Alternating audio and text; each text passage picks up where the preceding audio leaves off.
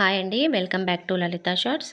ఈరోజు tomato egg curry ఎంతో టేస్టీగా నేను చేసే పద్ధతిలో ఒక్కసారి చూద్దాం. ముందుగా స్టవ్ వెలిగించి కడాయి పెట్టి ఆయిల్ వేసి ఆయిల్ వేడయ్యాక 1/2 టీ స్పూన్ జీలకర్ర, 1/2 టీ స్పూన్ గరం మసాలా, గుప్పెడు మెంతికూర, ఒక రెమ్మ కరివేపాకు, 5-6 పచ్చిమిరపకాయ ముక్కలు, ఒక పెద్ద సైజు ఆనియన్ని ముక్కలుగా కట్ చేసి కొంచెం ఉప్పును వేసుకొని బాగా కలిపి ముక్కలన్నీ కూడా మగ్గిన తర్వాత టీ స్పూను అల్లం వెల్లుల్లి పేస్టుని వేసి పచ్చివాసన పోయేంత వరకు బాగా కలుపుకొని టీ స్పూన్ పసుపును వేసి అంతా కలిపి 1/2 కేజీ పండు టమాటాలను ఇలా ముక్కలుగా కట్ చేసి పోపులో వేసుకొని పోపంతా కూడా టమాటాకు పట్టే విధంగా బాగా కలిపి మూతను పెట్టి టమాటాలు ఉడికేంత వరకు స్టవ్ని మీడియం ఫ్లేమ్లో పెట్టి మగ్గించుకోవాలి. ఇప్పుడు మూతని తీసి మగ్గిన టమాటా ముక్కలలో రుచికి సరిపడేంత కారం, ఉప్పుని వేసి బాగా కలిపి ఎగ్ కొట్టి పోసినప్పుడు ఎగ్ అడుగంటి మాడకుండా